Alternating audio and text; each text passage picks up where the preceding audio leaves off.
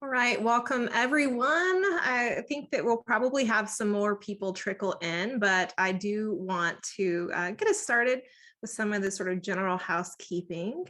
So first of all, I just want to say thank you for coming and welcome. Today, for this month's networking event, we're going to be talking about something as exciting as workplace communication breakdown. And so we're going to start with some of the sort of hopeful side of things and then to sort of think about some strategies.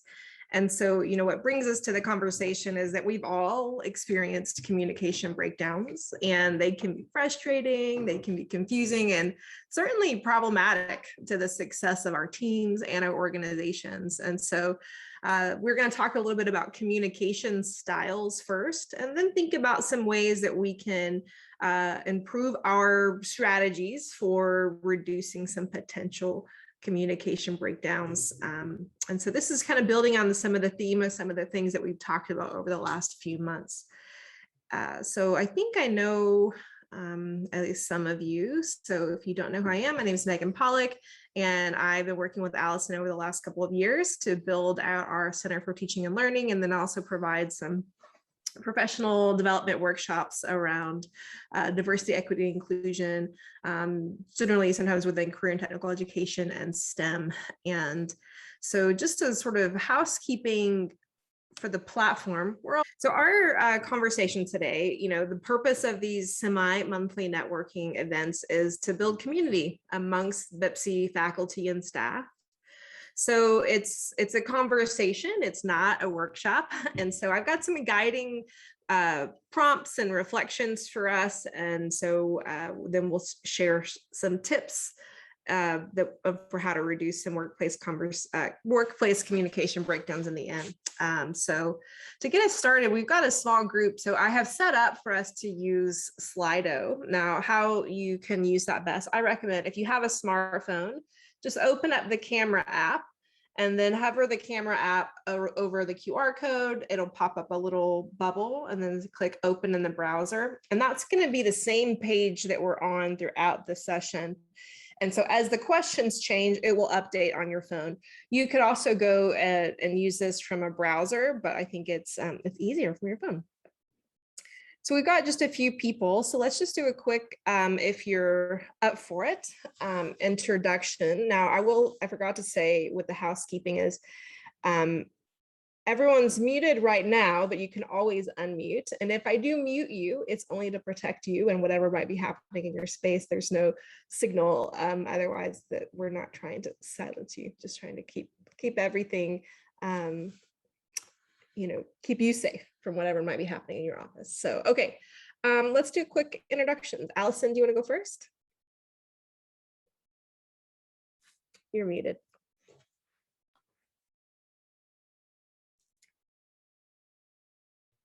Sorry, I was typing it in. Oh. I'm Allison Martin. I direct professional development, among other things at BIPSI. And I think we can all gain from communicating better, especially when times are challenging like they are now. That's why I'm here. Thanks, Allison. Kirk? I'm Kirk Fontenot. I am an assistant professor of English as well as the assistant dean in liberal arts. And I chose to be here today because I think that communication is often a problem whenever people don't feel like they know what's going on. It's not that no one knows, it's that it's not being communicated effectively enough. So I think that anything we can do to learn to do that better will help everybody. Yeah, great. Thanks, Kirk. Tootie, you want to go next?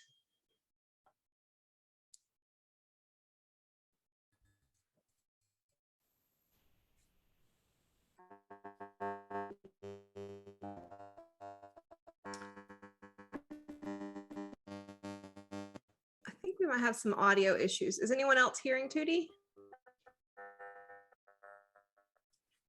Tootie, looks like your mic may not be working properly. It shows your mic's connected, but it's just like a robotic sound.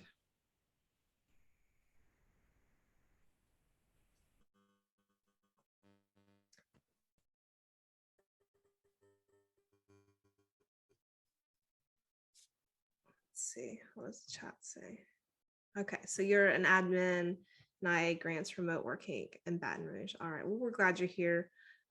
Bummer about your mic though. Lynn, do you want to go next?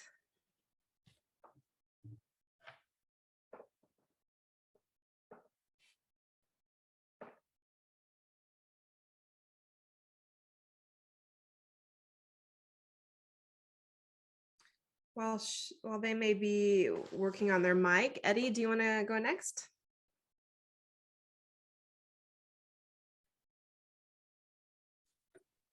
Hey, what's up? Hi, Eddie. Just checking in, introducing yourself, and maybe why you chose to be here today. Oh, I'm Eddie. I work at the testing center here at Bossier Parish Community College. I chose to come today because I try to do all these little workshops. Well, we're so glad that Plus, I don't have any testers right now, so I actually have free time. Oh, good. Well, we're glad that you're here. Maybe it's the time of semester that there aren't a lot of tests happening, maybe. So to get us started talking about communication, I found an article that was really interesting that talks about 4 strategies for reducing workplace conflict. And in the article, it talked about 4 different communication styles. And so this particular set of styles is based on some research by Mark Murphy. And so the first communication style listed is that of analytical. So people who prefer to have data and facts, and they use specific and really precise language when they communicate.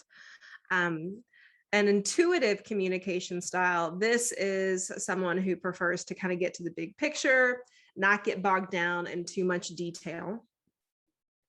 A functional communication style is someone who prefers to focus on the process and think through plans step by step. And then a personal communication style is an emphasis on relationships and establishing personal connections to understand what others are thinking. Now, certainly all of us could employ all of these communication styles at any time. And when I think about sort of my training as an engineer, a lot of my training was sort of very analytical and functional, right? So, and it sort of depends on the role that you're playing on what matters most. In my role as a consultant, in my role as, an equity professional, the intuitive and personal styles are certainly, more valued. But I want you to take a look at this list, and I'm going to pop a little quiz poll up here, and I want you to think about which best describes you. And I know that can be really hard because it's really hard for me too, but I want you to think about, like, what's your modus operandi, like your number one thing that's probably generally how you like to think. And this could be really hard, but give it a shot. So you can open up again the poll, the same page on your phone, the same link from before. Think about which of the communication styles best describes you.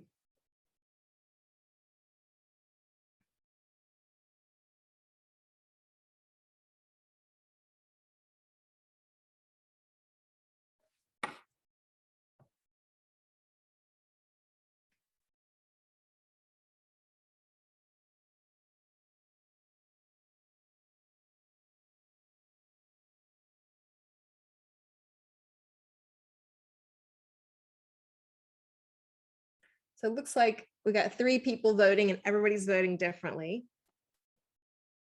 What do you think? We'll give it a couple more. So Tootie, she put analytical first and then functional second. Okay. So amongst all of us, it looks like we've got a pretty even distribution, right? So who wants to tell us a little bit about which one they picked and why? So who picked intuitive? Allison. So unmute and tell us a little bit about your communication style. Well, I like to look at the big picture. I guess I go back to my liberal arts humanities background and see that everything is connected. So I can't really isolate and separate the facts from how that fits into all of the other personal relationships and the functionality. Everything comes together. So it's like a puzzle to me to connect all the pieces. Yeah, thanks, Allison. Who was the person who selected personal? Kirk, tell us a little bit about your communication style. Well, I always like to get to know people, whether I'm at work or wherever. If I meet someone new and I knew that I'm going to be working with them, I like to just get to know a little bit about them, because I want to feel comfortable with working with them, and I want them to feel comfortable working with me. So I tend to share a little bit about myself personally, just so that there's that comfort level. Yeah. Thanks, Kirk. 2D, I know your mic is given some challenges, but if you want to tell us a little bit more about why you picked analytical or functional, we'd love to hear more. And Lynn or Eddie too, if you want to share which communication style best describes you and why.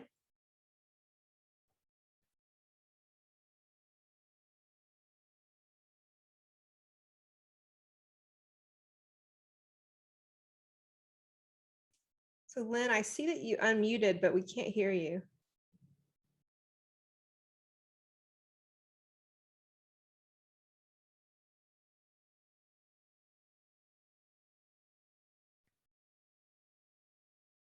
I think while we're waiting, I can, just from my own experience with Tootie works really well with spreadsheets. That's a lot of accounting, and she's helped me so much. She's very precise.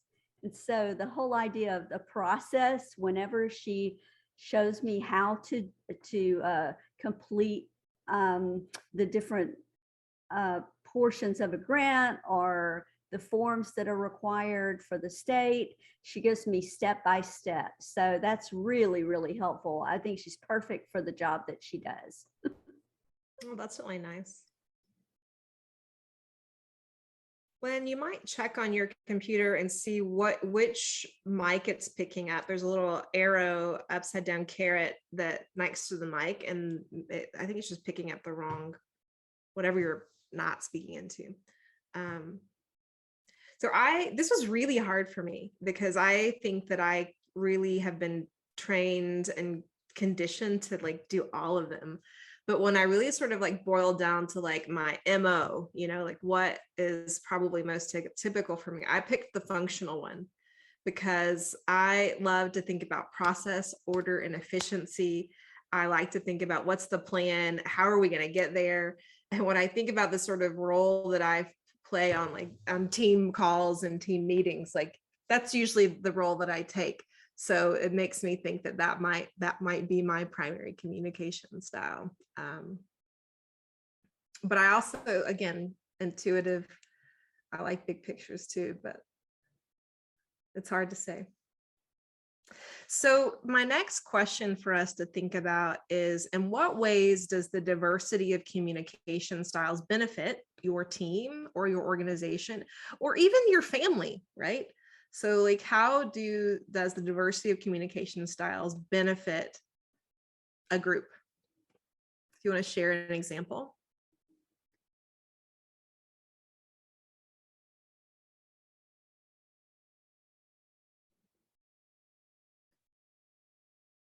Allison shared an example of like how her communication style is different, but it's such a complement to your own. And the way you described it, makes you a great team. So there's benefit in having those two ways of thinking and talking and sharing. I think also with Kurt, his personal relationships.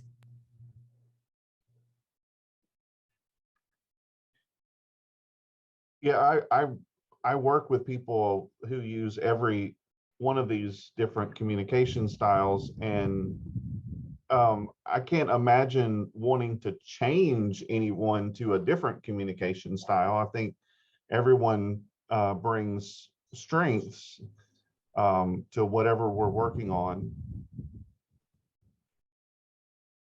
I'm trying to think of a specific example. I know working with Kurt on the Open Campus project, especially with a big US DOE grant that we worked on for 4 years. For Kirk to have that personal style, he sort of headed up our faculty team for this. And without his strengths, those personal strengths, we never would have been able to get through the classroom portions, all of the trials. And I think that really benefited both he and me in that he was able to do the personal side of things. Well, thank you, Allison. That's a great compliment. I was also thinking about in the classroom, these communication styles could also be described as different teaching styles, right? I mean, and I know that in my English classes, I tend to use a lot of specific examples and scenarios so that students can connect what they're learning to kind of real life application. And I often will cite my own life experience in doing that.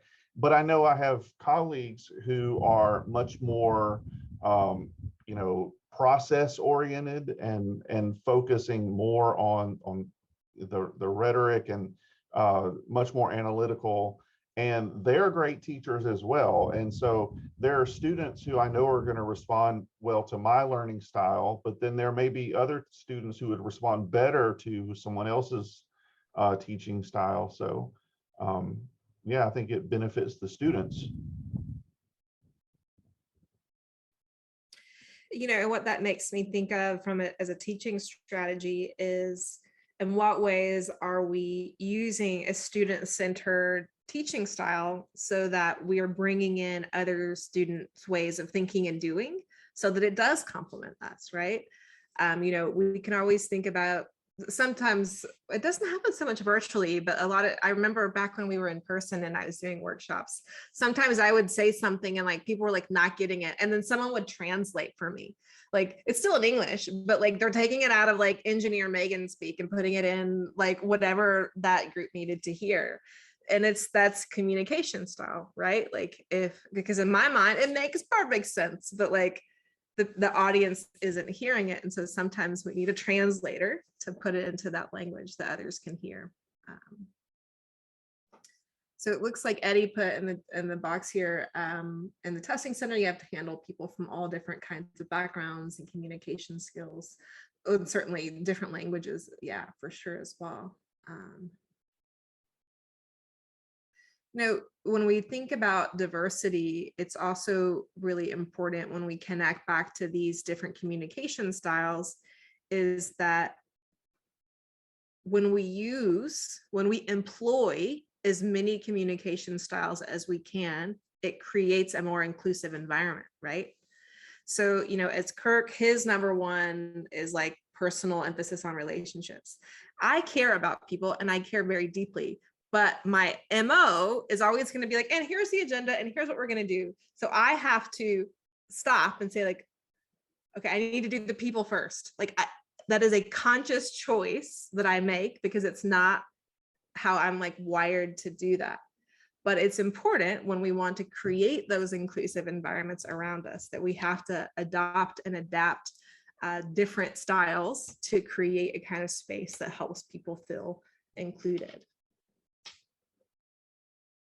Any thoughts or examples of that, of when you've employed different strategies to reach different goals?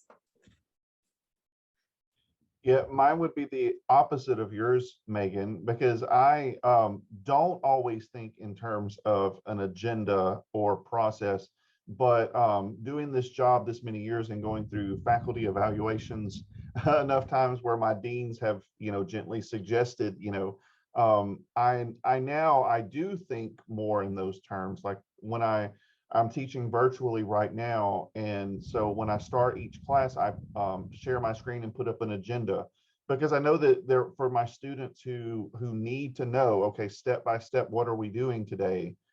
That's important to them. It's clearly communicated, even though that's not me. But Yeah. I've learned to do that. I've learned to build that.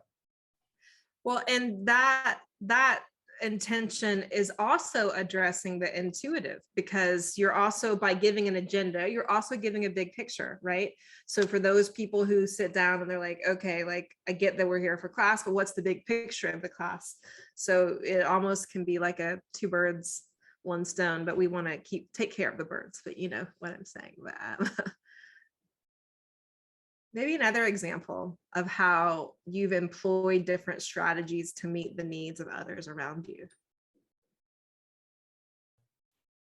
I think for me, I have a funny story about the first time I met Lynn Lyle. Lynn works in finance, and so he is a banker by heart, a retired banker who came into our finance department. And I just moved into my admin position. And I knew that I was not as strong on my objectives. So I had these big, like huge tablets, the kind that you stick on the wall and write on, with all my objectives written clearly so I can look at those every day and connect the dots between my objectives. And Lynn came into my office to know what my plans were, what I was doing. So he came in with his analytical self, and we had a great discussion. And he just is awesome. So I love that he used his analytical piece, and I used my weakness, which was putting everything down in those objectives.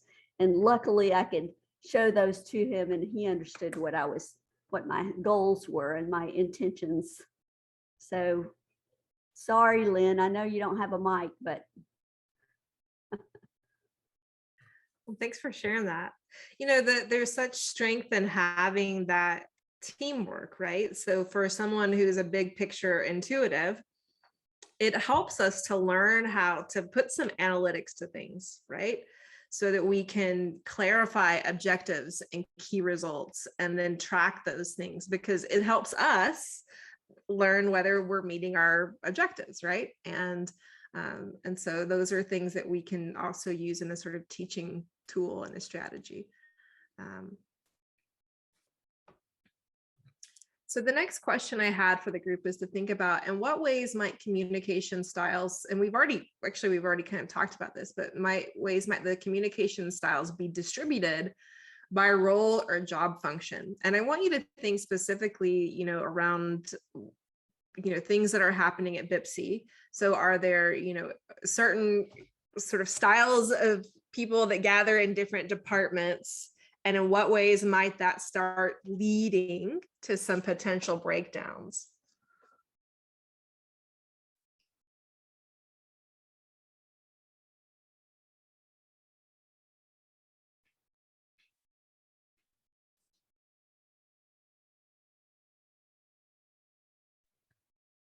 I'm just going to be speculating here, but I think most of our deans, people in the dean position, are process oriented. So Kurt, as an assistant dean, to come in and connect.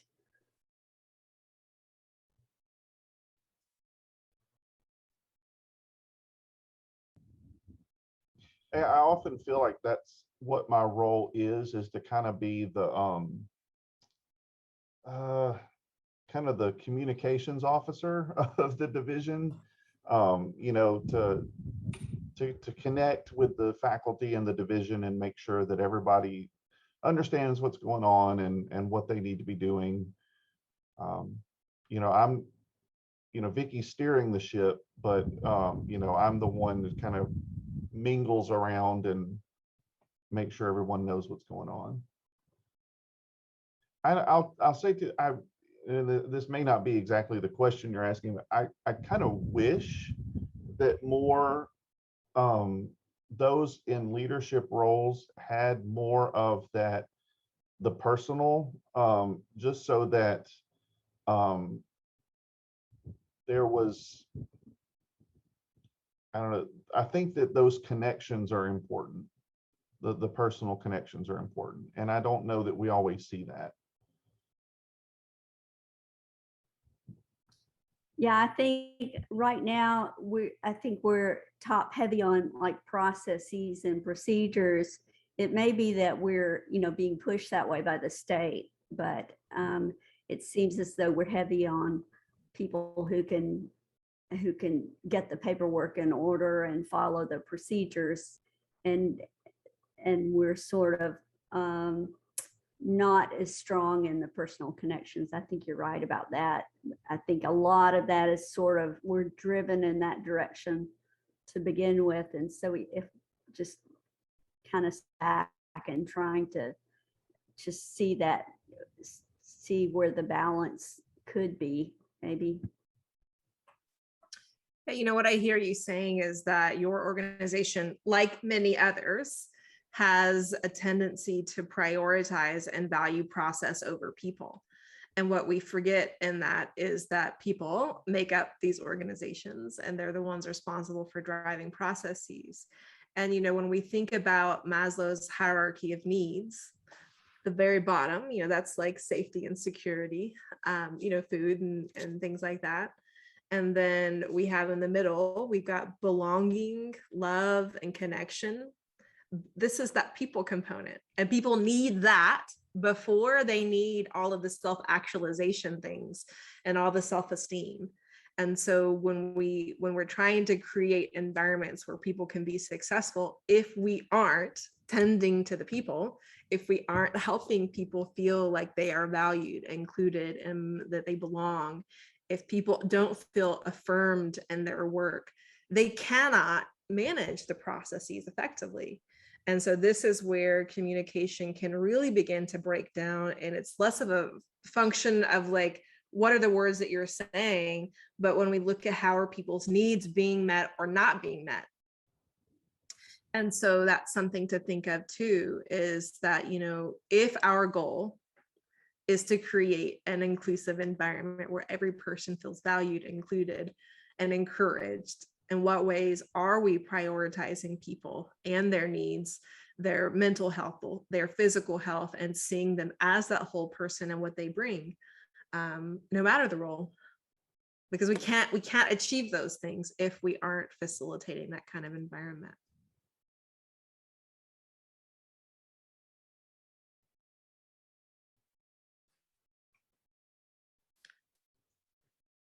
So my next question is, what's an example of a communication breakdown?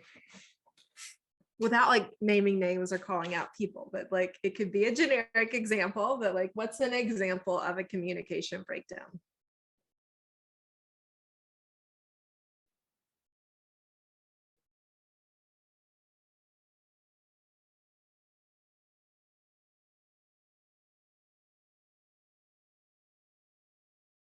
So I gave an example of like instructions. So if I'm giving instructions and people aren't seeing either the big picture or whatever that they need out of that, like that could be an example. Actually, this is something that comes up for me a lot as an instructional designer and provider of like, I feel like sometimes, not today in this instance, but like I will have instructions in their packet. They will have instructions on the digital board where they're giving their assignment. They will have all of the instructions in the chat, and it's inevitable that I will get an evaluation that says we weren't sure what we were supposed to do. And I'm like, I literally don't know how to like give you any more information. So what I really should process this as is like, my instructions must not be clear. I could give them instructions in 10 different places, but if the instructions aren't telling them the big picture, that just dawned on me. Maybe that's a big thing for me, because I just keep like putting them in more places thinking like, wow, they'll know what to do now. But maybe I just need to communicate those differently. Maybe an example of a communication breakdown at home with your family, with your kids, with your siblings.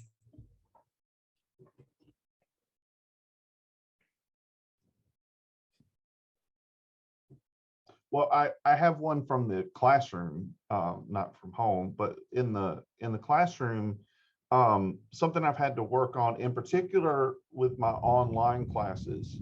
When I introduce an assignment, like an essay assignment, I'm very conversational. And so I tend to reproduce that in writing. So when I'm writing out the introduction for a new assignment in an online class, if you were to print that, it might be 3 to 4 pages of text. And I try to not make it a wall of text. Like I have bullet points and bold and all this stuff. And I may include a video lecture where I kind of walk people through it. But inevitably I would get questions from students that would say things like, what's the topic for our essay? Like, I gave you lengthy descriptions of your topic, and or how long is the essay supposed to be? I'm like, well, did you read the directions? And what I found was that the problem was me, is because I was being, even though I was actually giving them more information than they needed, but I was doing it in a way that was not their communication style. And so now what I've done is I've kept my lengthy, wordy assignments, because that is part of who I am. And there are students who do respond well to it, but I also attach what I call an assignment sheet, where it's kind of at a glance, topic here, length here, research, yes or no, first person, yes or no, and just made a at a glance sheet. And I've gotten much better responses. I haven't gotten any of those emails saying, I don't know what the topic is. So what I've had to do is kind of adjust my communication style, because it was a clear communication breakdown with my online students. They just were, and Megan, it was kind of like what you said. I was putting it in course announcements. I was recording a video. I was describing it at length. I thought, how do you still not understand what I'm expecting? But I figured it out. It was me. Yeah, it's such an interesting, because clearly we're very different in our styles, because I, as a trained as an engineer, like everything's in bullets, like it's as few words as possible. So teachers who would give me what you're describing would be my nightmare, because I'm like, what's the bottom line? Like, what am I doing here, right? I remember when in my first week of work, when I started working in the nonprofit world, and again, trained as an engineer, worked in industry, I wrote my emails just like I was taught to do. My emails are very short. They are to the point. I have bullets. I have key things highlighted in red. And that's how I was trained to write emails. Well, I had to sit down with a CEO, and she's like, Megan, you're upsetting people. And I was like, what do you mean? They're like, your emails are just too rude. And I'm like, what? They're like, you're using red and you're not saying hello. And and I was like, yeah, it's a fast and efficient email. And she's like, yeah, no, no more red. And she's like, you need to ask how people are doing first. And I'm like, but this is, I pushed and argued, because I just said, it doesn't, they're emails, if it's a phone call, I'll ask how you doing, right? But it was a communication breakdown, and they had a, what do you call it? A intervention to intervene, because I was upsetting everyone. And that was definitely a communication breakdown, because I was taught it was efficient and that it was okay in that space. But in the nonprofit education world, it hurt everyone's feelings. So let's talk about next, what is the cost or the effect of a communication breakdown? How does it affect people? How does it affect the organization, the goals, the objectives? What's the cost of a breakdown?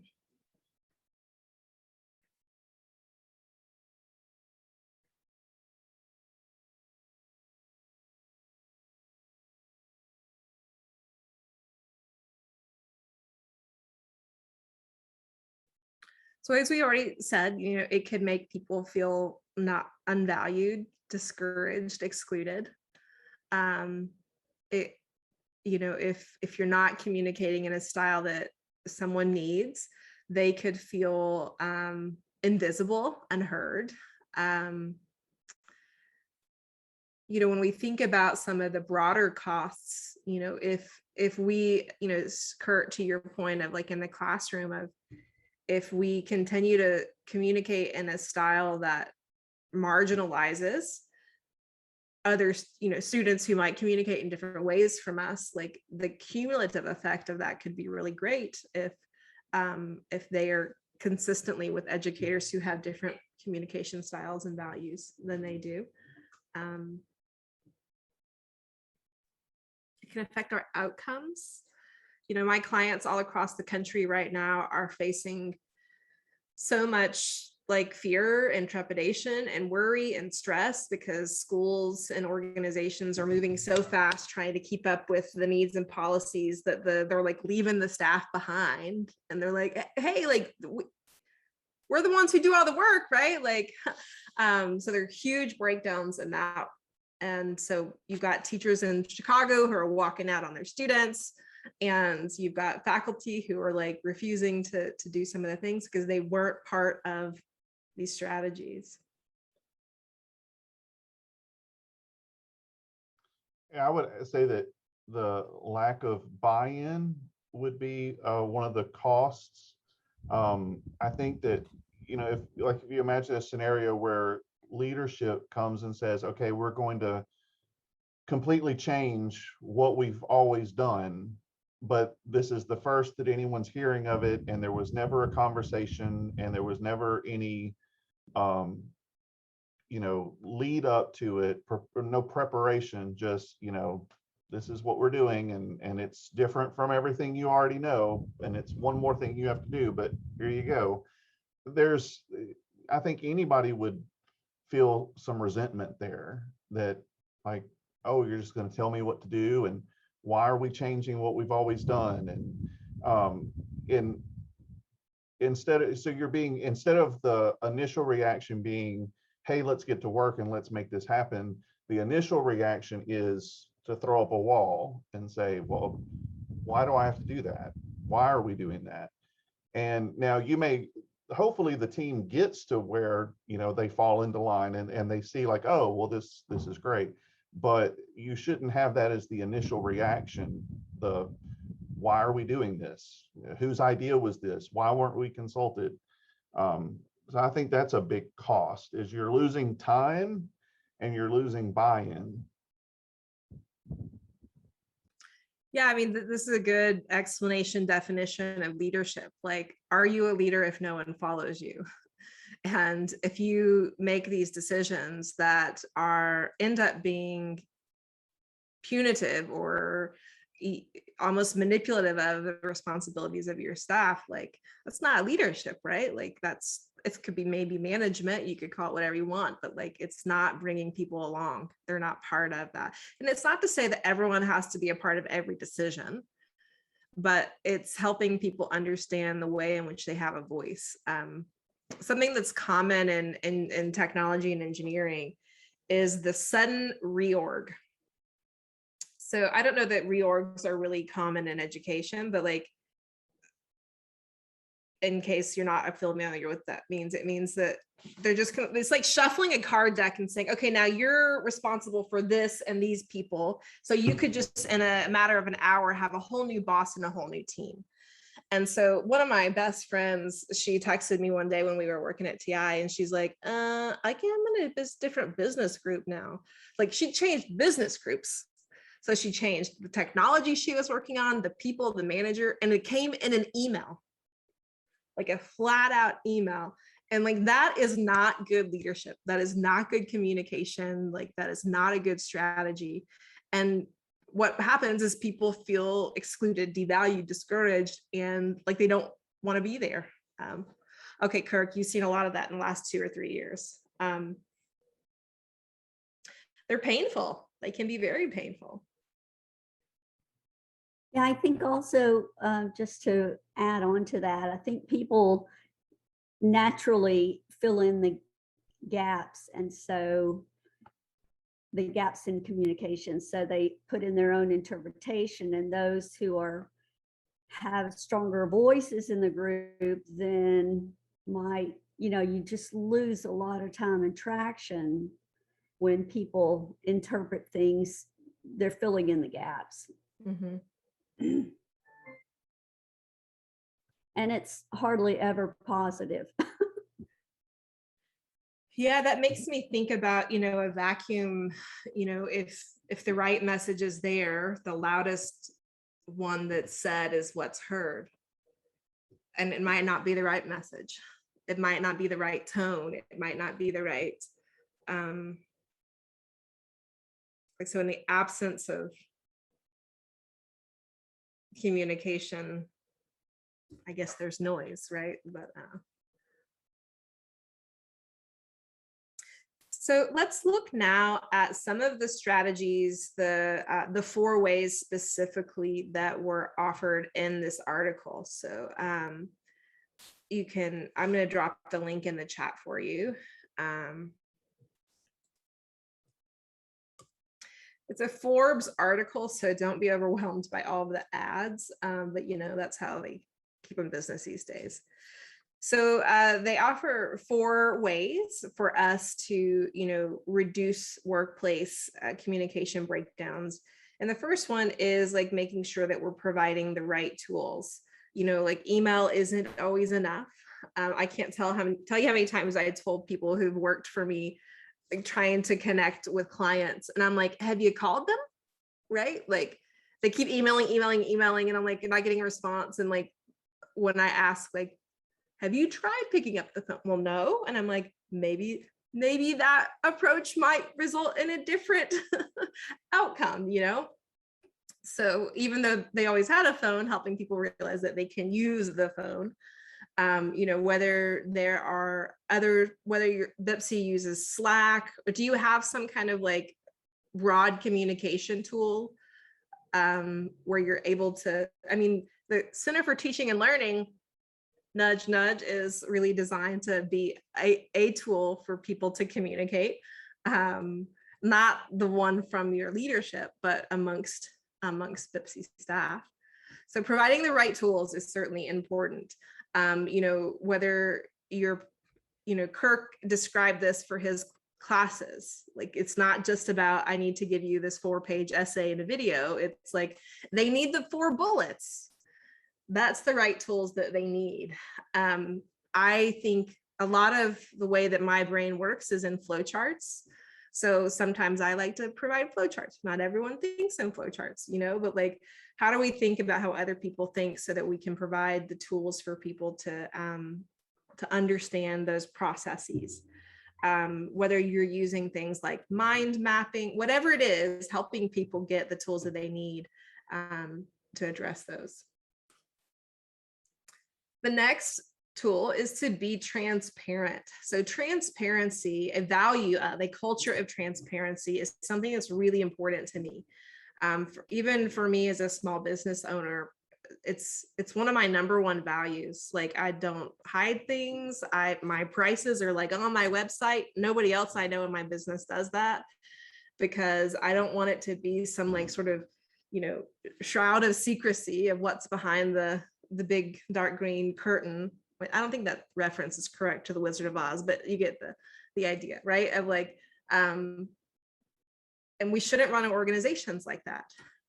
If we practice transparency, if people were aware of our decisions and our decision processes, it makes a big difference.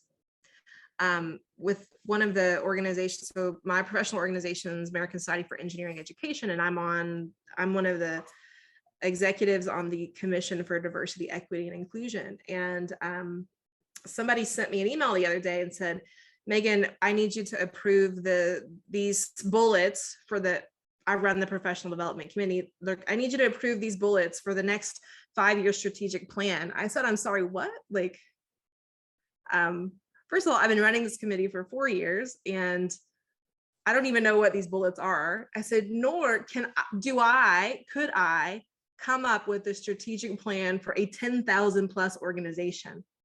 That's not transparency, right? Like that's making decisions in a vacuum. And so my next call tonight is with one of the other, the chairs, so that we can make a survey, so that we can ask our huge organization, what do you think our priorities should be? And I told her, I said, also part of the process is I'm going to build a web page on our site that says, here is how we are going to do the strategic planning and how it's going to end up.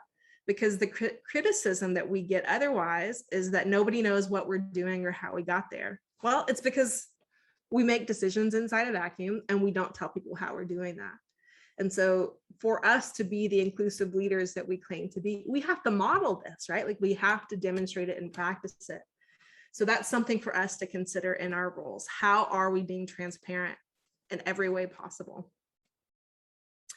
The next way is providing the resources. So this is similar, I think, to providing tools, but resources often means money, right? Like, how are we providing the money for people to get what they need? How are we providing the training? How are, in this workshop I taught this morning, we talked about mental health and the sort of intersection with equity within education. And so much of what it's asking, it's asking teachers to do all these things, but they're not trained to be mental health workers, right? So in order for us to truly address the needs, the mental health needs of our students, we need to invest the resources in hiring people that can help fill those gaps, right? But if we keep asking people to just do this one more job, do this one more job, that's a great way to add a lot of stress to people. And then the last tool that it offers here, oh wait, I guess I missed one. 1, 2, 3. Oh, pay attention. That's the very first one. It's pay attention to how people communicate. And which is clearly the most important and obvious, is like seeing how people communicate. What is it they need, and how do we address that? Another one of my favorite books is, it's not based on like true academic research, but it's kind of pseudoscience, but I think that it's really good pseudoscience, is the 5 love languages. Are you all familiar with that? It's very similar with communication styles, right? So if you haven't read the 5 love languages, I recommend Google it. You don't need to read the book, just Google and kind of get a highlight of it. But it proposes that we all give and receive love in certain ways. So Allison says acts of service. So mine's quality time. So like if that's what it means to me, if people love me, that means they're going to hang out with me and spend time with me. My mother's is gift giving, which is like a totally different language for me. And so it takes a lot of work, but I know for her to feel my love, I got to buy her a gift. And it's got to be nice and thoughtful. But it took us years of conflict to realize that. So the same thing with communication styles, is it could be painful for us to communicate in a way that others do, but the value is they feel valued, included, and encouraged in the end. Any other things that you want to add to ways that we can reduce communication breakdowns? Something else you're thinking of based on what we've reviewed?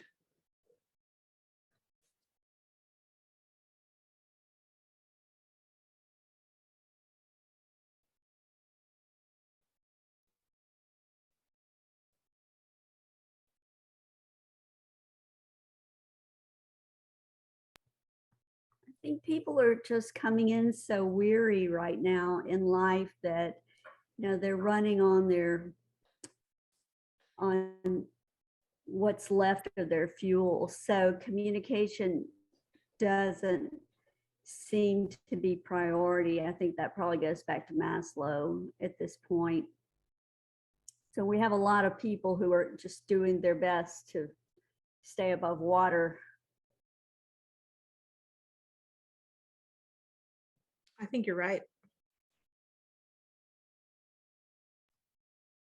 I think one challenge can be that sometimes these changes need to happen from the top down, and we I'm talking about myself here as more bottom. So this isn't necessarily something that can be changed from the bottom up.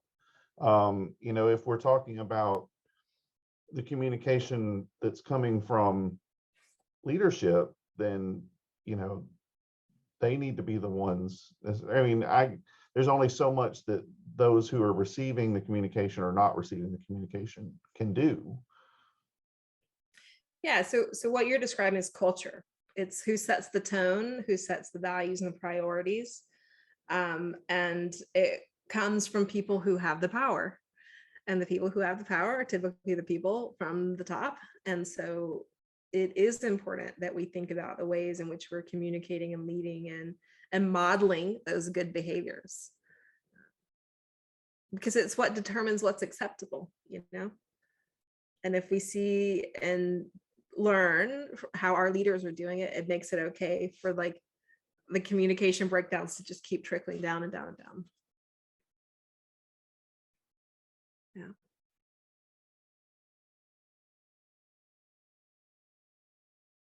All right, well, so before we wrap up today, I want to remind, I know that I think Eddie and I think all of our other guests here are on the Center for Teaching and Learning, but don't forget to join us there. I will post a recording of this as well as the article that I referenced in a post later this week.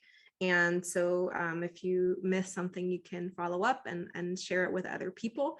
And, you know, we will put out a post in a few weeks thinking about what our next topic's going to be. And hopefully we'll be able to get a time that lots of people can attend. We encourage you to invite your friends, invite your colleagues, so that we can make this a really rich networking time. Tootie and Lynn, I hope next time your mics are working. We missed getting to hear your voices today. And I know that Eddie looks like he was kind of in and out, but we're so glad that you did come today. Allison and Kirk, any closing remarks, thoughts from you two? Speaking of fearless leaders.